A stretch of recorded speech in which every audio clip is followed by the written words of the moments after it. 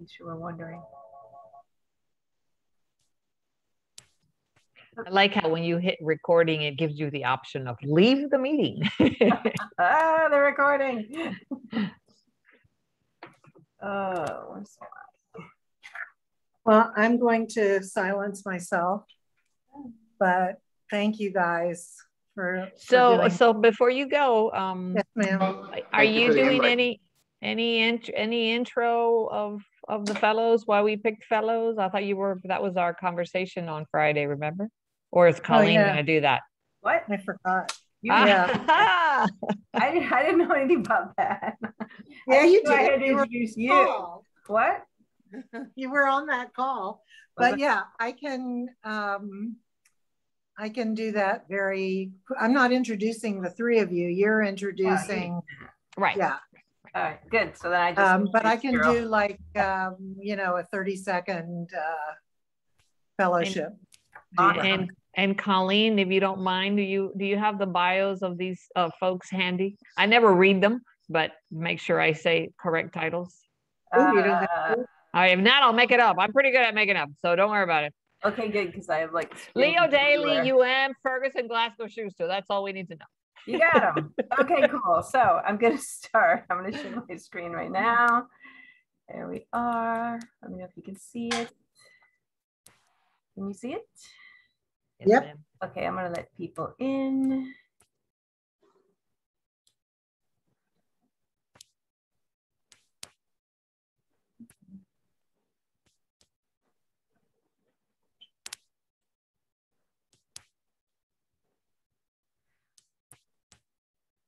Good evening, everyone, and welcome to tonight's town hall meeting, our first ever State of the Union address, kind of for the profession of architecture,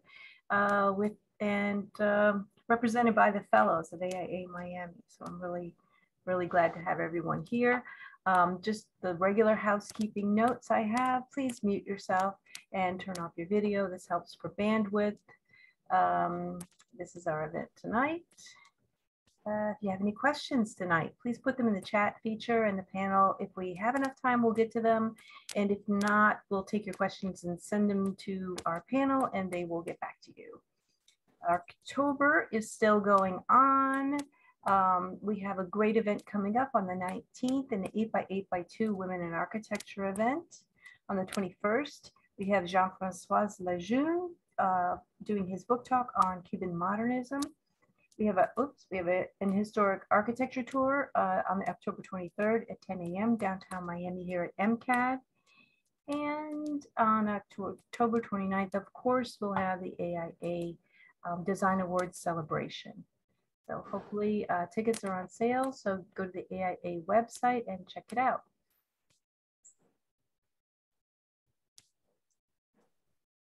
And I just also wanted to mention that our not-for-profit arm, the Miami Center for Architecture and Design, it has an annual fundraiser on Give Miami Day. So if you see our information coming towards you and asking for your support, we hope you'll consider supporting the Miami Center for Architecture and Design. And with that, I would like to introduce the Executive Vice President of AIA Miami and the Miami Center for Architecture and Design, Cheryl Jacobs. Hi, everybody. Lovely to see you all and wonderful to see our panelists. And I'm just going to, for a few seconds, I'm not sure who has signed in and how much you know, but we are thrilled to have our panelists, and we hope that this will become an annual program. They're all fellows of the American Institute of Architects. And my former boss, Bernard Zaskovich, when he got his fellowship, told me that it's the only time he ever got an F, that he was really happy about it. So fellowship is the pinnacle, I would say, of service to response to service or design with your AIA membership. And it's not an easy thing to get. And I'm sure that all of you that are fellows can attest to that. There's a process. but it's given by the Institute to those that have served for many years. And we're happy to say that we have quite a few fellows in Miami, but we need more. And if you have any questions about fellowship, if you'd like to look into applying, reach out to me and I'll connect you to one of our fellows who can advise you. So with that, also one thing that wasn't on the list of programs is that we're starting a partnership with the Coral Gables Chamber of Commerce, and we're providing tour guides for them. We're going to start doing architecture tours in Coral Gables. So we're kicking that off on October 30th. It'll be a little difficult because we'll be exhausted from the gala, but we're really looking forward to that. And we're excited to say that our guest tour guide for this program will be George Neary, that many of you know. So maybe those of you, especially those of you that live in the Gables, will join us. So with that, I'm going to turn the program over to one of our fellows who is moderating, and she'll introduce the panel, Lourdes Solera. Thank you, Cheryl. It is a pleasure to be here with you guys this evening. Colleen, I have to give credit, is the mastermind of this concept of engaging the fellows in Miami to talk about what the state of architecture is. It's really about thinking what the future of our profession is, what the future of our city is, you know, what kind of buildings are we foreseeing in the future.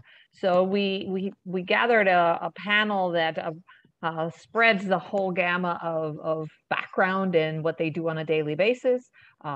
We have from a small firm, Nati Soto, FAIA, who is president and principal at Ferguson Glasgow Schuster and has been there for for quite some while, and she's more than happy to share her experiences. We have Jaime Sobrino, who is from Leo Daly, a large firm, and he is originally from Puerto Rico, so of course his experience is also slightly different and varied. And then finally from academia and also some research and small practice is Rocco Cheo from the University of Miami. And I would like to ask them all to just for a few minutes, I'll talk a little bit about, who they are and what's your perspective from those, academia, small firm or large firm. And again, it's just a few minutes, nothing that is going to extend itself very long, because we have a series of questions and things that we want to talk about. So I'll start with Nati, if you don't mind.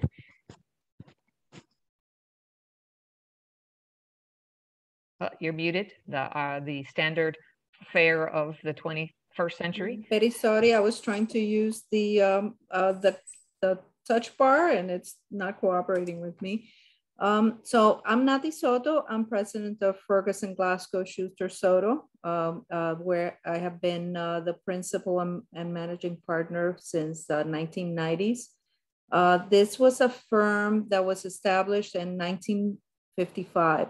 Very conservative, very well established, all white male ownership firm until I came along. So I upset the bucket there a little bit. I say that we're a small boutique firm with big attitude. Our primary expertise is in healthcare, parks, and institutional projects. We have clients that we've served for many years and have great relationships with. So that we've developed that over many years, which started with, like I say, my old white guys, and stuff that I've developed with my new personnel as well. On an AIA level, I've been serving the AIA for a long time. I consider that to be giving back to a great profession that has really been fun, and it's a little bit of something that I do because I want everybody else to be as happy and successful as I have been, and also to cut the frustration of some of the things in our profession that are a little bit more challenging per se. So in my last service with AIA was with AIA Florida. I was president a couple of years ago.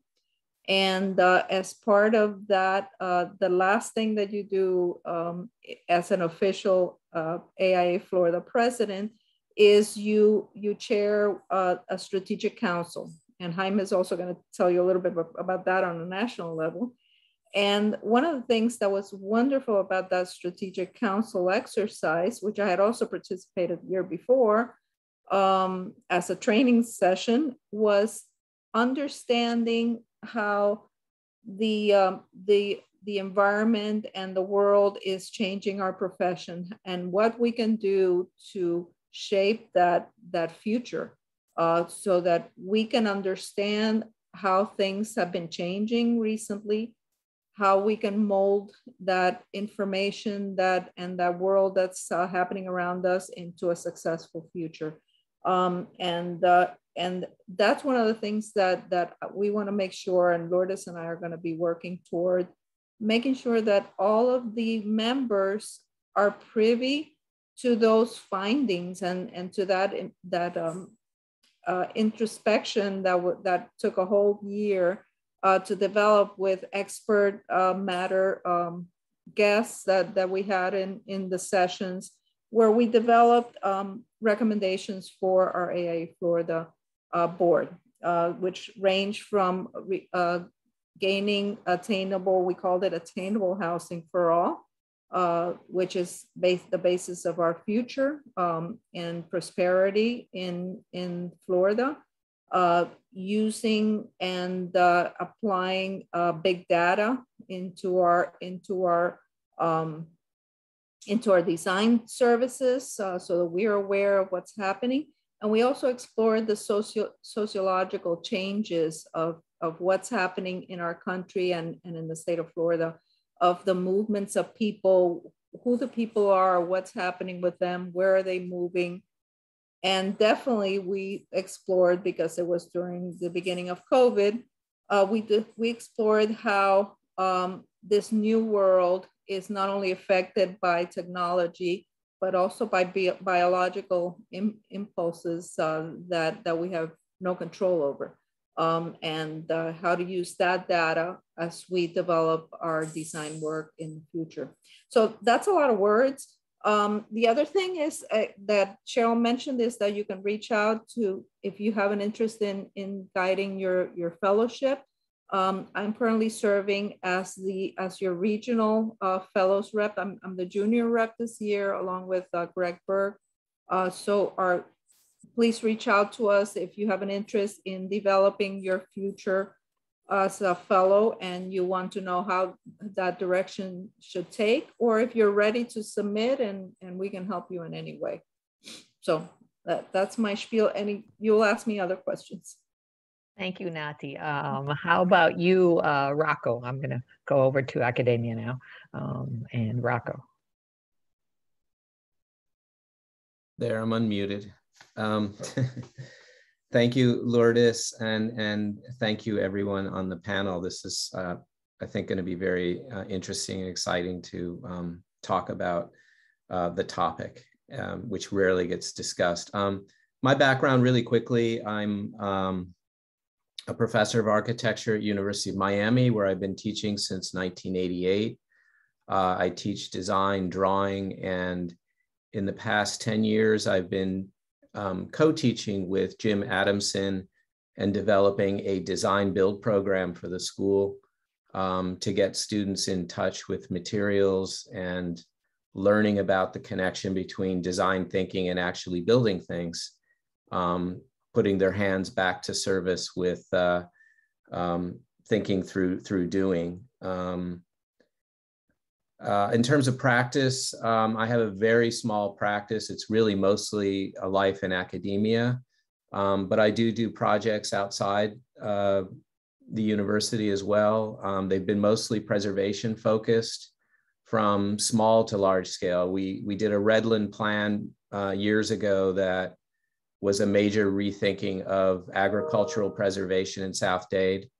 That was implemented and has still got projects going on as a result of it. This was following Hurricane Andrew in 1992. I also do a lot of documentation of historic landscapes and buildings, co-authored books with my colleagues, most recently a book called Building Eden, about the early history of the Dade County park system, of which my wife, who has also studied architecture and landscape architecture, is, her name is Maria Nardi. She's director of Dade County Parks. One of the things that the academic perspective gives you is the opportunity to work with the community. And the most recent project that I had the pleasure of working on was the initiating the Underline project with Ray Fort, now more than a few years ago. I think it's 2013 or 14. Meg Daly came to the School of Architecture with the project, and Ray and I took it on and launched it, and it's since then been being built out in phases. It's in its second phase. And then finally, for those of you who don't know, I was on the board, the National Architectural Accrediting Board in Washington from 2017 to 2020. That had a major impact on architectural education because we rewrote the standards for architectural accreditation for all of the accredited programs around the country, in the jurisdictions outside the US as well. And so there were some sweeping changes there that will affect architectural education, and I think will have some impact on the profession in the future as well. And we can talk more about that. Thanks. Great, thank you, Rocco. And Jaime? Hi, good evening. Thank you for the invite to participate in this panel. I'm kind of still fresh off into the fellowship world. I was elevated in 2020. I still haven't gotten my medal yet because of COVID. Investiture ceremonies have been canceled since 2020. So I'm looking forward to finally receiving my medal at the end of the year. Yeah, you and Rocco will get them together. Yeah. So, but it's been great. And I'm Vice President, Director of Operations for the West Palm Beach studio and the Miami studio for Leo A. Daly. We are a large international firm with offices across the states and overseas.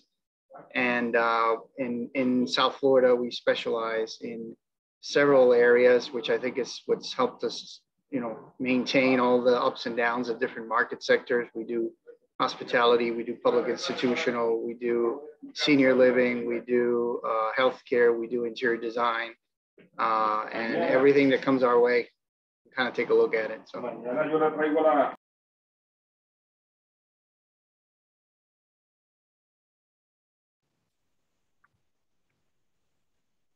think Jaime is trying to curtail the sounds in the background, which is okay. He didn't tell you guys that he's in Puerto Rico. So he's dancing, having a margarita or mojito right now. Just kidding. And I see Ellie has joined Nati, her new staff member.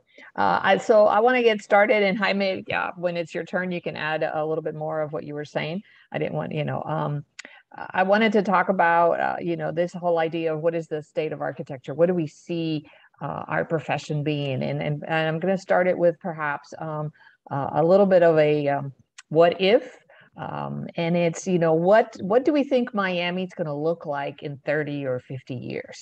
And this conversation's got, I'm going to pack it with a couple of questions and you answer them as you see that appropriate. But some people on the panel have been here a long time. Some haven't been here as long.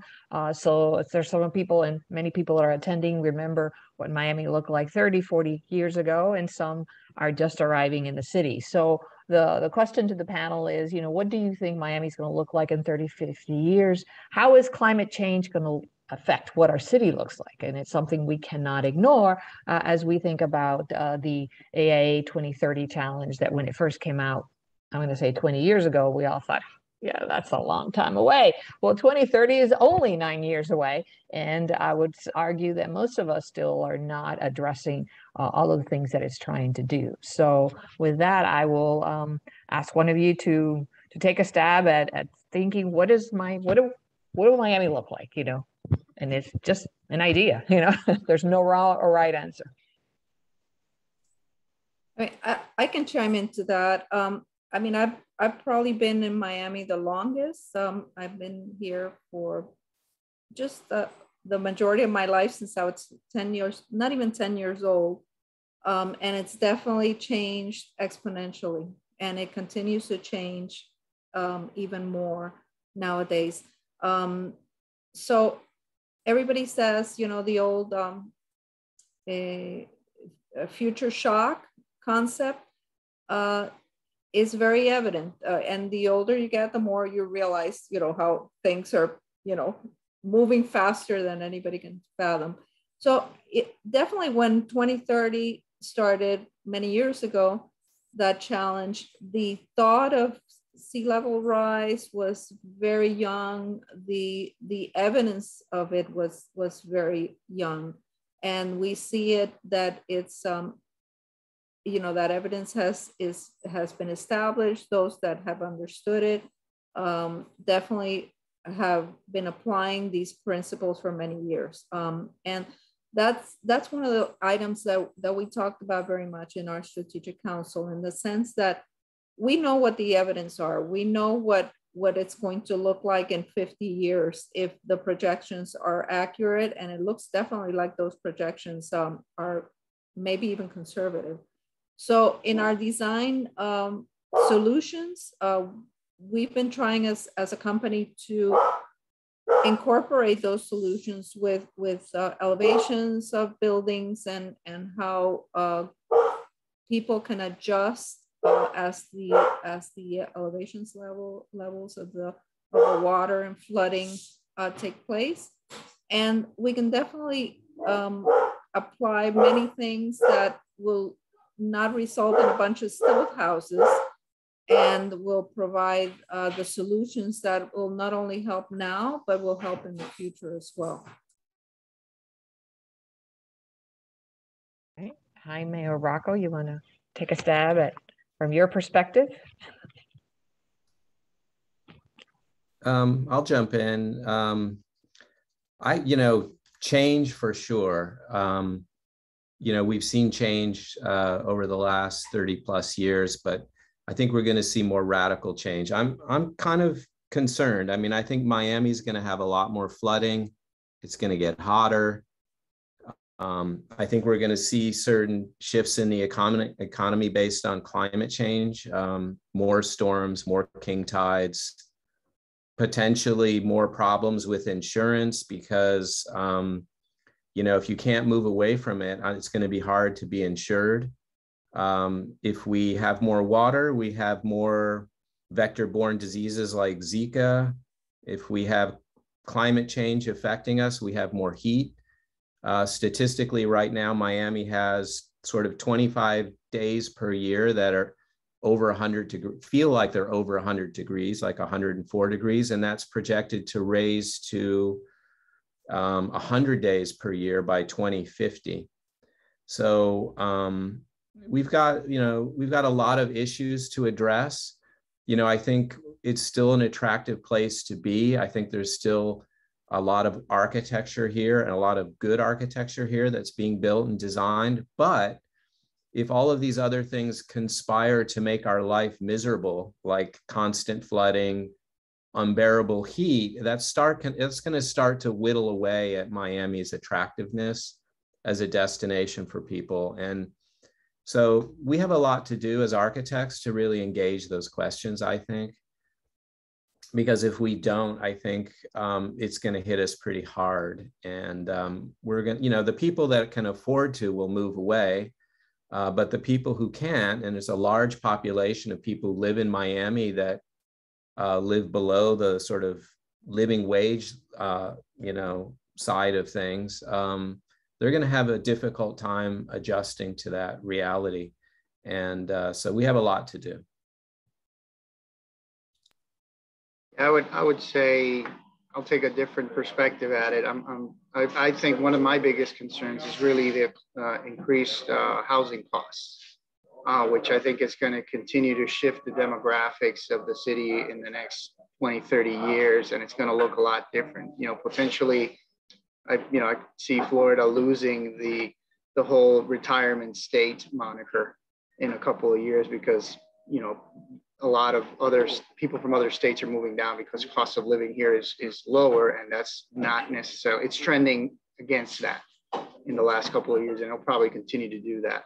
I think the Dolphins are going to win the Super Bowl in 2031.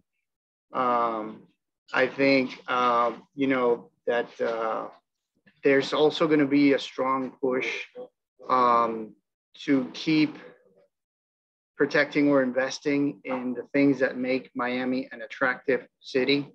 So you're still going to see, I think you're still going to see a lot of investment in hospitality, waterfront development, things that can make the city attractive to have, you know, to keep that kind of status across the city. So I predict that there's going to still be a push of that, and they're going to curtail whatever challenges come from climate change, with it, which there will be. I think there's going to be a strong effort to see how it can be curtailed with infrastructure or that kind of investment to kind of try to, again, protect those kinds of attractiveness, iconic attractive landmarks of Miami. So I think it's going to be a little bit different. It's going to take a long time because, I mean, I've been here, I moved to Miami in 2015. So I've only been here 7 years, and it's grown, you know, exponentially in that short amount of time. And I think that one of the things that jumped out at me a lot when I moved here was that there was kind of a environment, you know, where everybody wanted Miami to continue to grow into one of these, challenge the other large metropolis in the nation, you know, New York and Chicago, you know, LA, you know, kind of be at that same level. And it's getting there, you know, at least in housing costs, that's for sure. And I think they're going to try to continue, the city's going to try to continue to build off of its uniqueness and its attractiveness, which is ultimately, like you were both saying, it's going to push out certain demographics that are just not going to be able to stay up to par. And I do think, you know, it's interesting, and maybe I'm kind of jumping into a potential other topic of the conversation, but one of the things that I've found interesting about this whole COVID thing is that, you know, people were upset that, not that they were going to work, that they were upset that they were closing out entertainment. They couldn't go to restaurants, they couldn't go to sporting events, they couldn't go to the movie theater, they couldn't do all these, you know, group activities. Nobody was complaining that they can't go to the office to work, you know. So it just kind of shows you what the priorities really are, you know, and these kinds of situations kind of highlight that. You know, we really didn't think about, now everybody's kind of complaining that they got to go work back in the office. You know, nobody's complaining that the restaurants open up again, or that, you know, you can watch a football game now at the stadium. You know, it's just kind of interesting. And I guess my point with that is that I still see a lot of those kinds of facilities, or those kinds of buildings continue to be you know, pushed. I also think, you know, you're going to still see hospitality happen. You know, that pent up demand that happened during COVID, if people couldn't travel. You know, you don't see the end of the cruise ship industry. You know, you just see it coming back strong with all the bells and whistles and then some. So you're going to see this whiplash, and that's why I go back to my point earlier about Miami kind of doubling down on hospitality, on making it even more attractive, and trying to curtail the challenges of climate change. So anyway, just well, and you brought up a couple of things that we wanted to talk about, and I would suggest that I think Miami as a whole is putting their head in the sand, or in this case, the floodwaters, and ignoring what's going to happen, because, and somebody just put it on there, it was Cheryl, we are named the second most expensive city to live in, cost of living. And we are simply just going ahead and building more, you know, hospitality, more restaurants. What does that do to the profession? Where do we get, you know, people to come work for us if they cannot afford to live here, per se? So, you know, what do you add to that? And Jaime already started talking a little bit about it, but he's saying we're doubling down and building more retail, more hospitality. But, you know, we have to deal with, you know, those people who can't leave. Rocco rightly points out the wealthy will leave and they'll go up to the Carolina mountains, but the rest of us have to stay down here. Well, I see that people are moving that right now. There's young people are leaving the area. They can't afford to have a home here. People want to have a home. That's always a dream. It's like, oh, I want to own my house. But the prices of what's being built, which is based on market conditions of land values, of the permitting and impact costs, it's all of these laws that are passed to capitalize on development, because the developer has all the money in the world. Well, the developer's only getting the money from their customers. And I see that happening now, where what Jaime noted is that people are moving down from New York or Chicago, or running away from the cold, but also toward what they consider is much cheaper prices than there is in New York and San Francisco and even Chicago. But the people that are down here, the younger people are leaving. So we're going to become a different kind of retirement community per se. Are we? What are the trends? The trends are happening in both directions. And again, that need to foster attainable housing so that we can keep our talent here, so we don't have that brain drain, is crucial. And we as architects, what we can do is do some lobbying, not only with the state legislature, but also with our local governments, so that they realize what the impacts of impact fees, of user fees, of permitting costs, what those impacts are on the affordable housing market, and that definitely has to be applied. Furthermore, we got to keep lobbying the legislature to stop using the Sandusky funding that comes out of all the tax stamps that are sold on that are basically imposed on any real estate sales.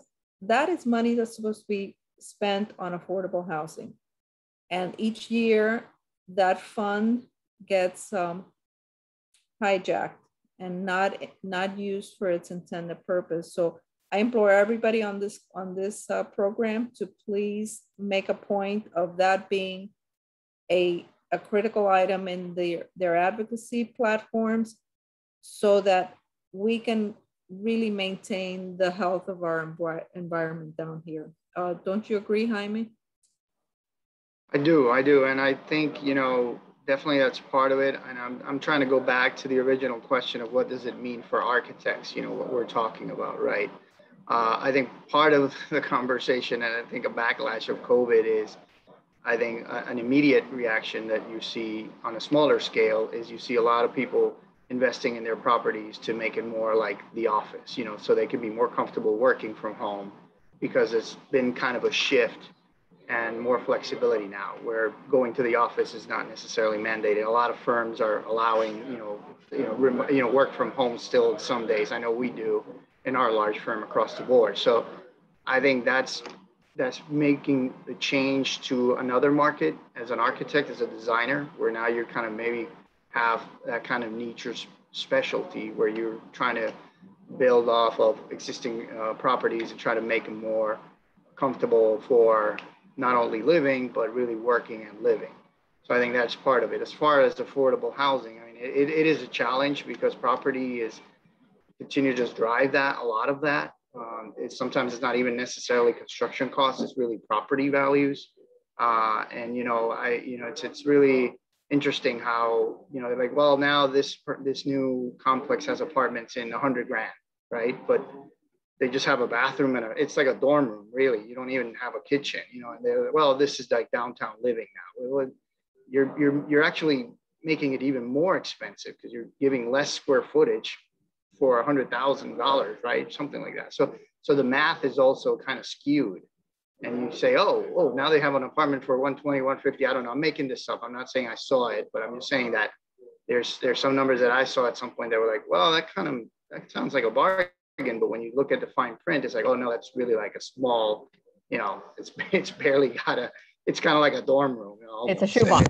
It's a shoebox. It's a shoebox, right? So, and that, it's unfortunate because it's just driving, and the challenges, and I think we all feel all of us that live in Miami are just feeling the pain, and it's difficult to kind of figure out how do we make it better. I mean, I know as professionals, we're more than able to design anything and try to bring that affordability, but it's a lot of it is just driven by the cost of the land.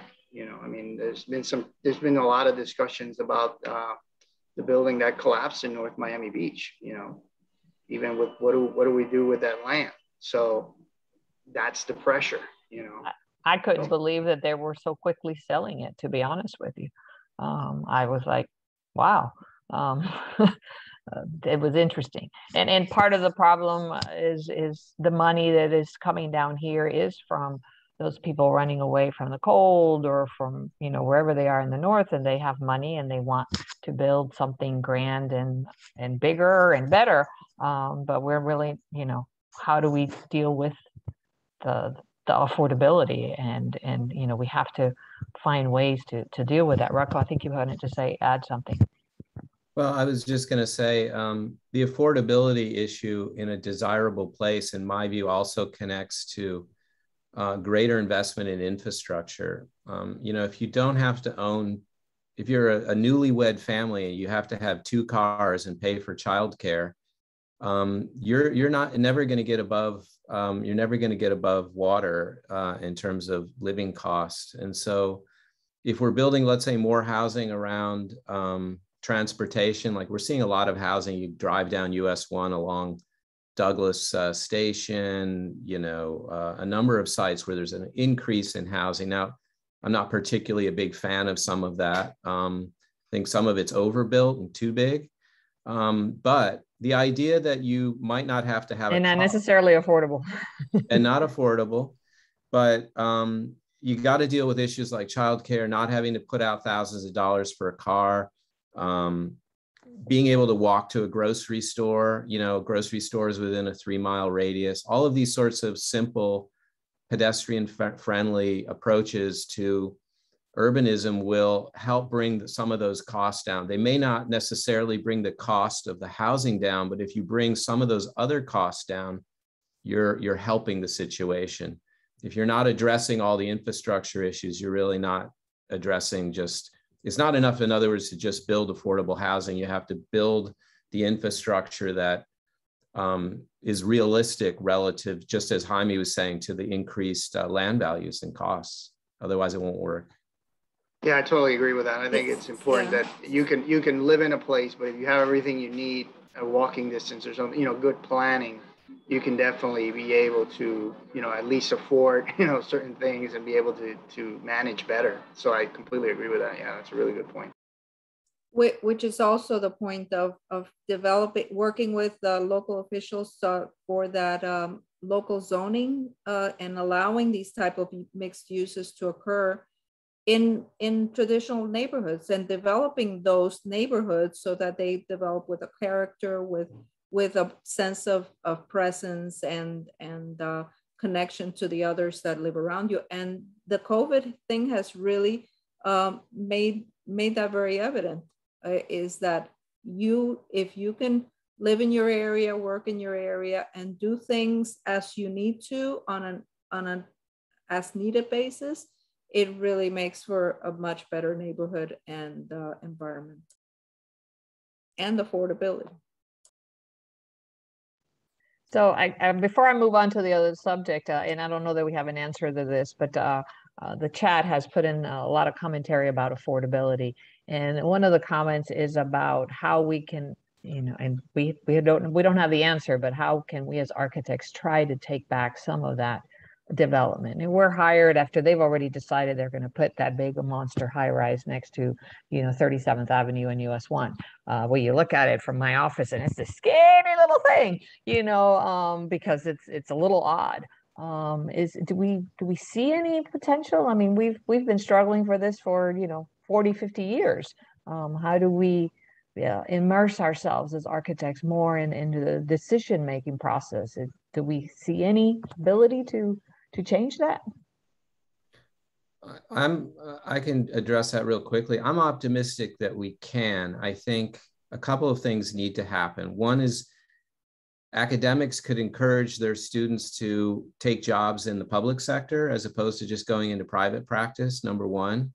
Number two, and the reason I say that is because when you get really good people, and there are really good people in the public sector, you can really change a lot of those things that are the mechanisms that are affecting zoning development and things like that.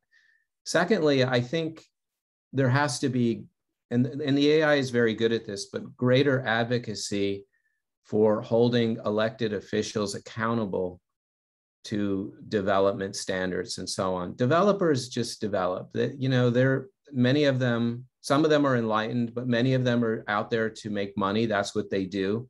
And I don't blame any of them for doing that. What I do blame is the public officials that see themselves as concierge to the development world, and as opposed to protecting the long-term interests of the community and everybody, business, homeowners, single-family homeowners, everybody.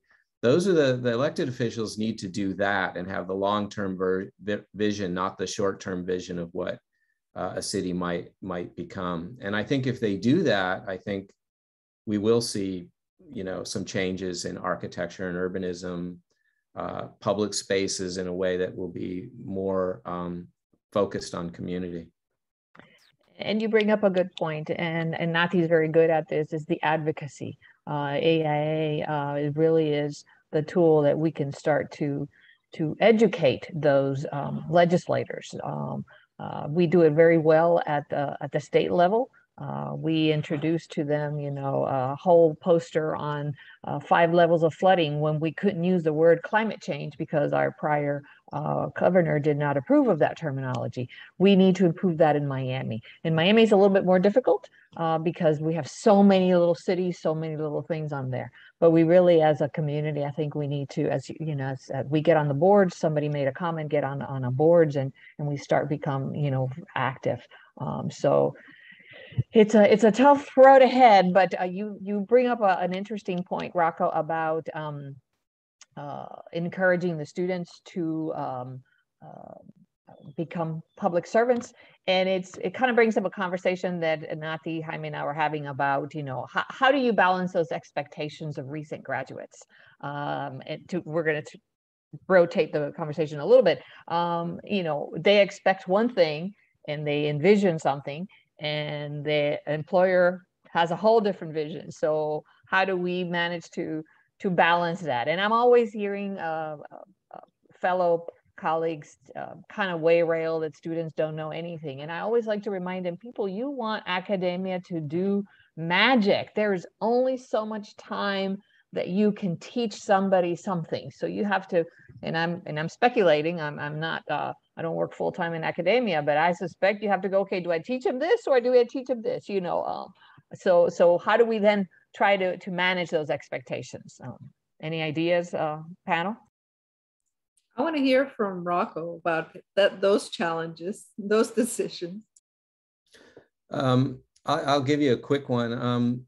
You know, first of all, I'm very optimistic about the next generation of students that are in school. I think they're really smart. I think they're more tuned into the world because of social media. I mean, some of it may not be what you're interested in, but they have a much broader picture than my generation did, just because we didn't have the internet. And so they have a very different take on the world. I think students in general are more multidisciplinary focused. They're perfectly at home doing 2 or 3 things well, rather than, let's say, past generations of architects who would just train to be become the architect, enter an office, and then enter practice with the assumption that they'll, you know, go out and be great architects at some point.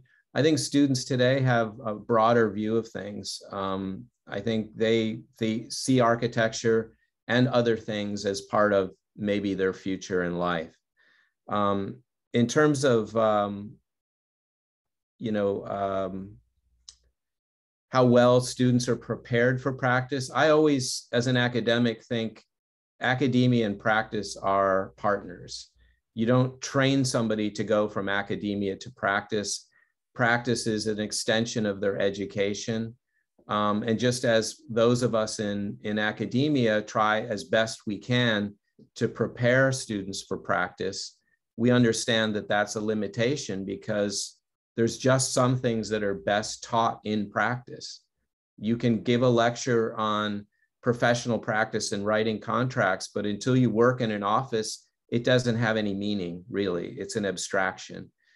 And so that's how I understand it. Our role is really to teach them a sort of rigor of thinking that prepares them to learn about practice when they do enter it. And I think it's a great group of students that are the next generation. With that said, I mean, there's still a lot of disparities.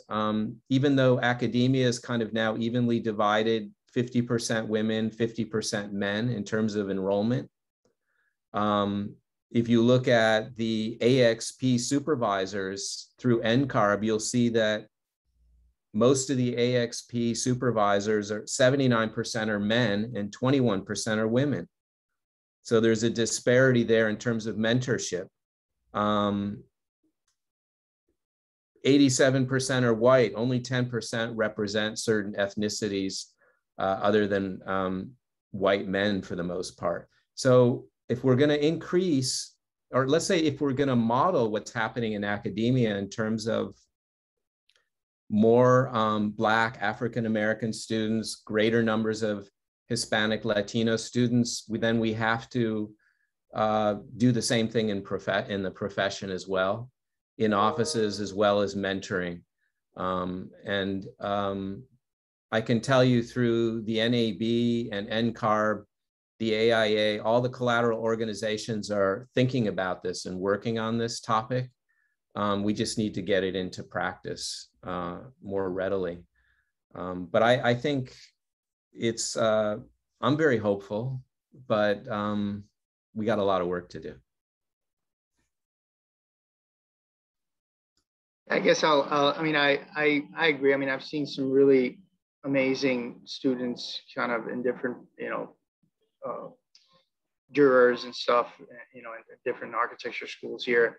To me, coming from, from the business side of it, I think, there's some expectations that I guess are not talked about enough between academia and the work environment, because there's definitely, I feel, a disconnect of the expectations of the students coming in of what they are going to do versus what they did 6 months ago when they were doing their own thesis and they're designing their own master plan and making all the decisions, and now they have to go under somebody when they know they could probably do it themselves.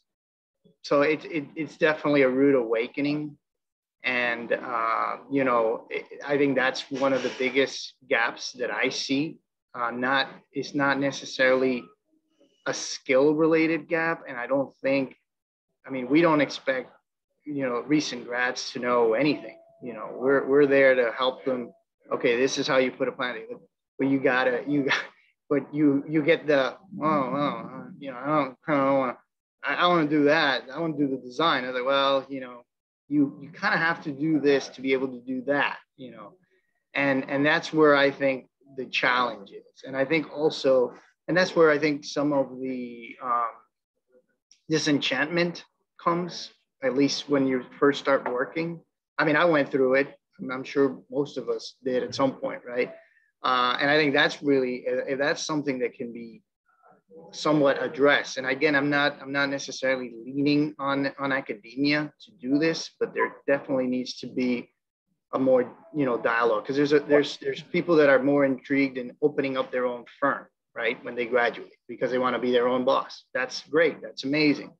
But then maybe there should be, in their senior year, there should be a course about firm management. By the way, it's not just drawing the design and getting design awards. It's winning the work, getting clients. That's what's going to keep you going. That's how you pay the bills. there's a lot of things that, I mean, it's a very complex, profession. I mean, a lot of people are recognized, in their 60s, 70s. I mean, it takes a long time to really understand this. And I think there's also, with media and internet and everything, there's also this skewed thing that, oh, this can happen in 10 years, in 20 years. Not everybody is yards, yards Ingles, it's like, not everybody, that's like one in, who knows how many. I mean, I've got colleagues my age that are been struggling for 10, 11 years with their own firm, trying to keep it above water, and so I think there's something there to be said. And again, my point is, I think there needs to be more of that dialogue between profession and academia about what those expectations are, and just being realistic with the students. And I think that would go a tremendous long way, because the skill set is there. There's no question about that. I mean, they come in knowing a lot of software and things and computational design that is taught in schools. And, and that's in the next 30, 50 years. I had a note here that we're going to be using Tiber in 2030, instead of Revit. It's no longer going to be called Revit. It's going to be Tiber, and it's going to be for fabrication and all this stuff. And these guys are probably going to know everything there is to do it, but there's other sides of that are just. But I think. Yeah, sorry, but I think the firms here locally are missing an opportunity. I believe has it as well, the IPAL program that NCARB established. FIU has it. And I know not very many firms in Miami have, partner with the university to, these students work for us 3 days out of the week, and they go to school. Obviously, it's not for everybody. You have to be very focused to be both a student and part-time employee. But this is how you bridge that gap there is between academia and profession. We've tried that, and we kind of have kind of an internship relationship, summer internship relationship with certain universities. And we've tried to looking at that, at how do we get somebody to come in, but the workflow, once you get somebody working in a firm, it's just very challenging. And they're, in their senior year, they're doing thesis. It's just realistically, it's challenging. I'm not saying, like you said, it's not for everyone, but it's definitely, an avenue, of course. Well, we've had two in our office, and they are stars. These two young ladies, and it is a 3-year program, or 2.5, something like that. Obviously, the intent is that you will hire them. So, you've trained them to be your employee pretty much. And so it's not for everybody, but it's certainly an avenue out there that perhaps more firms need to engage in to do some of that gapping, and then to, pick up on the comment of Rocco's, that you have the diversity, you can't be what you don't see. And so, maybe those minority students have no place to go because they don't have an opportunity. And then when they graduate, now what do I do? So it's very, very challenging. So, I don't think that there's a right answer for anything, but could I add to that? Because Jaime, I think he brought up a great point, which is, I do think schools need to do a better job of teaching the business of architecture and preparing students for that reality, that architecture is a business. It's not just an art, it's not just about creating the object. It's really creating the object within the framework of a lot of different things that you have to address. And the business side is very important. And I can tell you through my work with the NAB, one of the criteria that used to exist in the old standards was called financial considerations. It was the one probably criteria that I would say 98% of the schools could not probably pass 47% of the time. And so it's not just a problem, it's a systemic problem perhaps in education, and we could do a much better job at teaching it, and also saying that it's as important as design, say, look, in fact, it's design thinking too. You can be as creative with looking at business plans as you can with the design of a building formally. I can tell you just one side note, in design build, the students design the project with a real client. They put together a real budget. They have to actually get the budget of the materials and figure out it has to be to the dollar or it doesn't get built. That's a real eye opener for students. I got to tell you, they really, it's like, not only do they have to draw it to build it, but they actually have to build it to a budget. And it's a great experience for students. I wish all of our students could go through that at some point in their architectural education. That should be mandatory. Yeah, I mean, I didn't have it in school. I wish I did, but and you know, the iPals thing is growing. There's 650 students nationwide. There's 28 programs, and right now we don't have one, Lourdes. We're trying to get one, but University of Florida and FIU both have an iPals program, and I think there's something like 40 students total enrolled in it. It is extremely demanding because literally students are going to school and working kind of round the clock. And it takes a really special student. So there needs to be work done there to make it more reasonable in terms of a student's ability to handle all that. On the upside of it is if we could reduce the time from school to licensure, which is now 12.3 years on average, we could reduce that. That gets them earning money and starting a life sooner. And I think that would help the profession in many ways if we could do that. And if I can add, I would hope that the universities work with AIA in publicizing the opportunities that architects can have in the mentoring process, either formally with this program or informally by participating in juries, and that you reach out to AIA and AIA can put out calls to participate or calls to mentorship and really explain to people what is available out there and how you can participate and help a young student and help them understand what the real life is all about. And the companies get the benefit of meeting new students, meeting new talent, and vice versa. But also it keeps practicing professionals younger and connected to the new trends, which is a big positive. So there's cross mentorship here and for the young people and for the established professionals. So I think that's definitely something that we all need to work towards for the benefit of our profession. Yeah, and I think from the profession, from the practice side, I mean, there is still that need. I mean, we were left with a gap after the 2008 recession that, you know, severely hindered the up and coming architects. You know, most of them left the profession, you know, and we're still feeling that. You know, we're still you have really good people that survive that have stayed on, but you've got a gap in kind of that time frame where you didn't really have people that were coming up 2008. You didn't have a lot of people that were starting the profession in 2008, 2009, and now would be prime. And I think that's still there's still that need. So I don't think from a practice standpoint, we want to see that happen again. So. And if that kind of segues into something that I was talking to Jaime, he said they recently had to hire, they have a project, digital practice manager.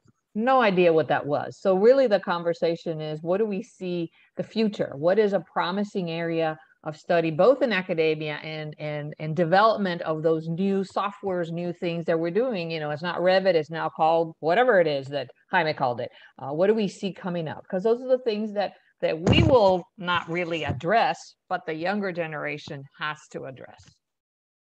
Yeah, I think what it's called computational design, I think it's what it's called, which is really kind of starting to use algorithms. It's just a completely different way of looking at design, and I think it's mostly used for fabrication and those kinds of things, and just to test different scenarios really quickly of very complex things, forms, layouts. I think it's a lot of it. It's used on building types that have very strict constraints, like hospitals and things that have very strict requirements for circulation and that kind of thing. Manufacturing, for example. So they use that to test scenarios a lot. And that's, I see that starting to trickle down in the future. I mean, we'll have to wait and see. I think there's for every type of project, there's a type of software, right? You've got large projects where it makes sense to use Revit. You have a small, 2-bedroom renovation that doesn't make sense to do a whole Revit model for. You can just knock it out on a CAD drawing or, pretty much a hand drawing if you want to. But I think the bigger projects are going to start to get more complex. We're already kind of seeing that, where you're going to need, it's really, you talk about the business side, but now you get to a point where you start to have a need for a chief information officer. You need to have somebody that's handling data, Revit models, everything that gets put on a cloud, which is a lot of our work nowadays. I mean, think about it. If you didn't have the internet every day in your office, you wouldn't be able to do anything, hardly anything. So these things are starting to become even more and more necessary. So I can totally see, a program in an architecture school that has to do with information technology management for architecture, something like that. How do you connect the model with the contractor's model for building? All these kinds of things. I think there's definitely a lot of opportunity for something like that to grow, and I think it is going to come. It is going to continue to push, and it's going to be from the larger projects, and then it's going to trickle down, just kind of like what Revit did and what AutoCAD did, right? So anytime you can see the advantage of using technology to speed up the production process, it's going to trickle down eventually. So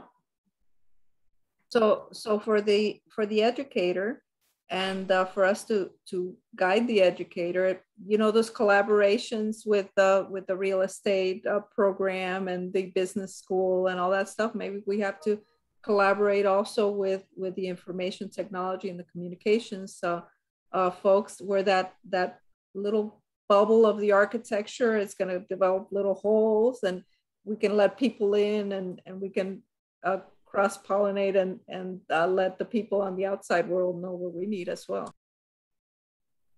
Yeah, and I agree. And Lourdes, you asked the question about like what sort of opportunities are there for the future of the profession in terms of specialization and so on.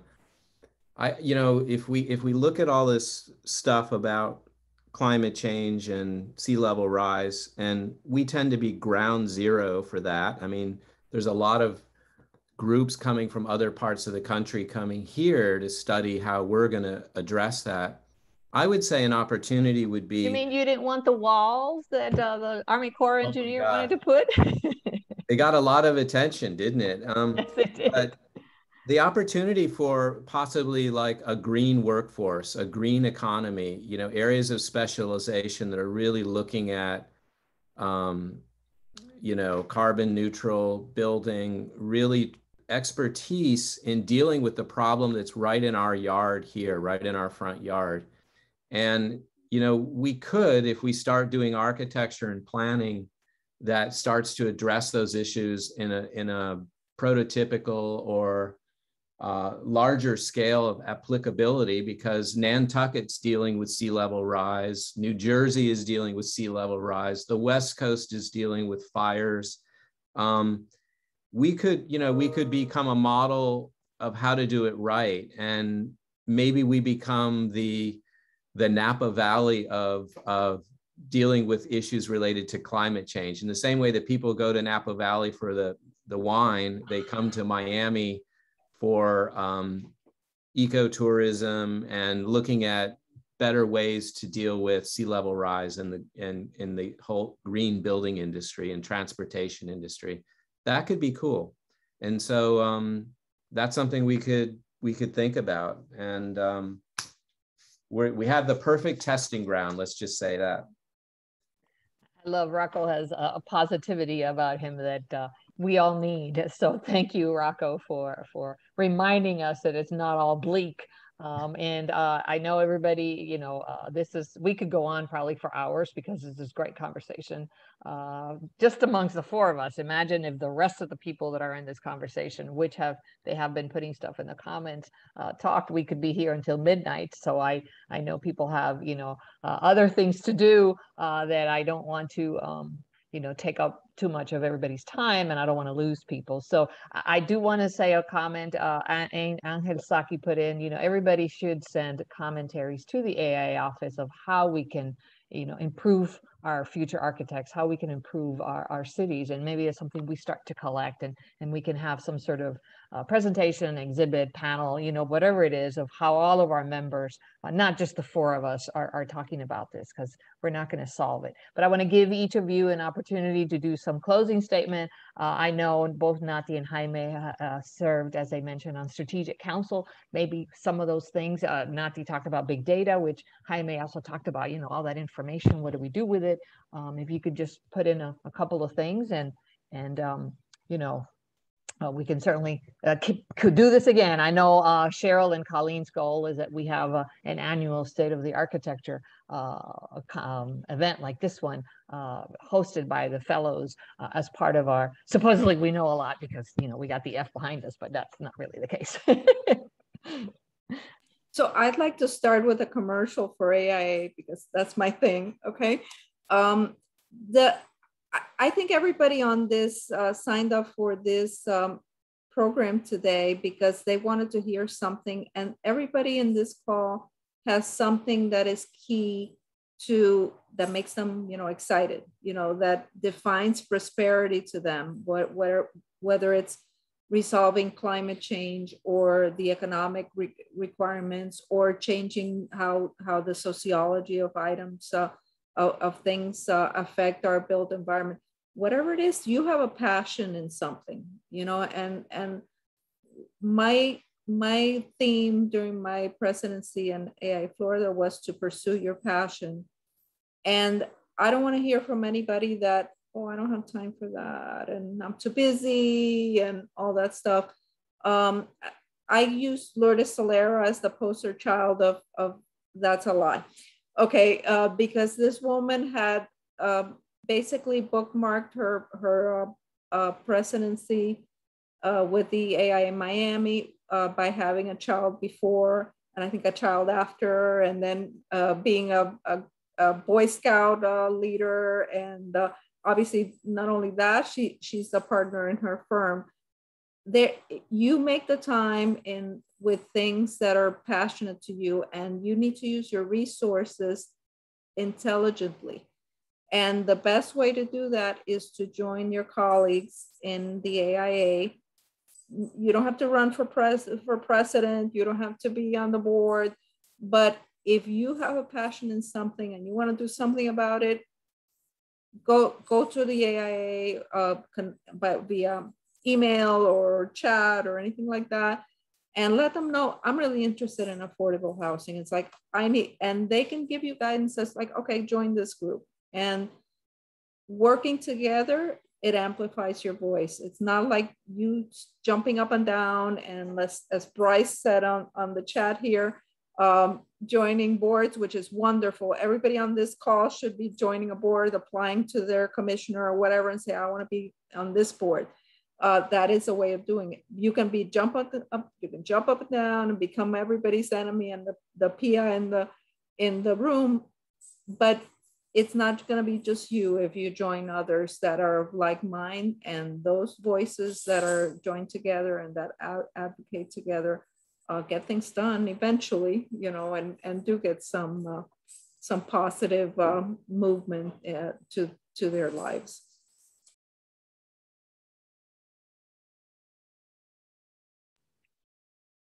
Jaime, do you have any last comments? Yeah, no, I appreciate everybody joining the call, and definitely I've seen, I haven't looked at the comments. I've been trying to focusing on what everybody else was saying, but you know, I see 27, so I guess it's been a good, you know, it's cost reaction, so that's a great thing. And I, like Nati say, I encourage you, if you are passionate about any of these topics that we've talked about today, I think AIA is a great place to start and get involved and see, you know, when I moved to Miami, I reached out to the AIA chapter and we started the Christopher Kelly Leadership Program. And now we're, 3 classes into it, and it's been a great experience, and a lot of people have benefited from it, and a few of them are actually on this call right now. So, so I think definitely, use the AIA. If you come in with an idea and you're willing to put the time into it, you'll get the support. You just have to have the commitment and the leadership to do it. I think at the national level, climate change is still obviously a big topic that's been discussed. The impact of technology is also a very, very important issue. But then also more recent topic that has come into the forefront has been the mental health, right? And how architecture can help, address that, within the architecture world, and what can we do as architects to help kind of address that issue. So it's, it's really interesting. And I think the other important thing about joining your local chapter is that's an avenue to connect to the national committees, which are also going to be talking about all these issues. So then you get the opportunity or the exposure to see what is happening in other parts of the countries and how are they addressing, what ideas they're implementing. And it's a terrific learning experience. Now with everything on Zoom, it's so much more accessible. It doesn't require you necessarily to travel anywhere or spend a lot of time moving from one place to another. So I definitely encourage everybody to get involved. I've a little bit of my fellowship spiel has been really, I was elevated on Object 3, which was led the Institute. So I know what I'm talking about. I've put a lot of time into the AIA, and it's been an awesome experience. So I encourage you all to do the same. Rocco, any last comments? The optimist on our panel. Yes. Well, I started off very pessimistic. If my first comments were really dire, and but no, I hopefully I'm optimistic. You set the tone. That's what happened. Yeah. But I want to echo the comments that have already been said. I think it's, one of the things I think that's part of the DNA of architects and architecture students is this idea that when you're building the world around you, the world that you built lives longer than you do. So I think architects in general have a commitment to service and service to society. And so everything that was said about participation, activism, getting involved is really true, and I think really rewarding. And the only example I can use is when I was on the board of the NAB in Washington. We were the National Architectural Accrediting Board. We were really struggling with pulling all the collateral organizations together, the AIAS, AIA, NCARB, ACSA, all these different acronyms, but are all connected to the profession, either through academia or practice or testing. And by the end of it, everybody was rowing in the same direction. Everybody had the same mission. And getting involved in depending on where you enter or how you enter into this discussion really doesn't matter. But getting involved, you'll find a lot of interesting people, a lot of interesting things going on. And I think you'll be better for it, and everybody else around you will be better for it. So I just think this was a great forum. I thank Colleen and Lourdes and Nati and Jaime and Cheryl and everybody who joined the call for participating, because I think this is just the beginning of something that should continue. And thank you. Thank you, Rocco and Jaime and Nati. You guys made it easy. I didn't say at the beginning, but I will be next year AIA Florida president. I'm following in Nati's great big shoes. I hope to fill them in, and I'm taking her passion and turning it into a little bit. My theme is empowering people, which is really what you guys talked about, that involvement, that how do we help change the needle? How do we increase diversity? How do we really give opportunities? How do we deal with affordable housing? All those things is really empowering people. How do we change the narrative to have a reason to have architects in 50 years. Yes, Angel, I am reading the comments. Will we need architects in 50 years? There's another hour-and-a-half conversation. Maybe we'll do that next time. So thank you, everybody, for joining us. I appreciate we went over a little bit of the time, and Cheryl and Colleen didn't scold me, so I guess we were all enjoying ourselves. So thank you so much, everybody who came and participated, and please join the AIA if you're not already a member, and if you're a member, become involved in a committee. There's lots of things out there to do. Thanks Great. to all of you. This was Thank you. absolutely wonderful. I really appreciate it. I'm going to put up a slide that has the email address if anyone's interested in learning more about the AIA fellowship program. I'll put that slide up right now. Let us know and we'll direct you in the right direction. And I think you should be. And Bryce put in something about a survey for NCARB, so analysis of practice. So let's really do everything we can to help our current practice and our youth. Our young generation are the future, and we have to help them, mentor them, and engage them now. Yes, and tomorrow look for a survey, monkey survey. We're always trying to improve our programming. It's a real brief one, but if you could take a moment and just fill that out for me, it would help. Also look for, I will also include in there the link to this program if you want to share it with anyone, the YouTube link. It'll probably come out to y'all tomorrow. But with that, I wanted to thank everyone. Please don't forget about the gala coming up. And next week, Women in Architecture 8x8 8x2, our 11th annual. So it's Zoom again. So, you know, you can be having your glass of wine as you're listening to talking about diversity, Rocco. We're highlighting NOMA members and friends of NOMA next Tuesday. So please join us. Yeah, tune in. And Lourdes, great job. Thank you so much. Good night, everybody. Thank you. Good night. Good night. Thank you, everybody. Bye. Good night. Thank you.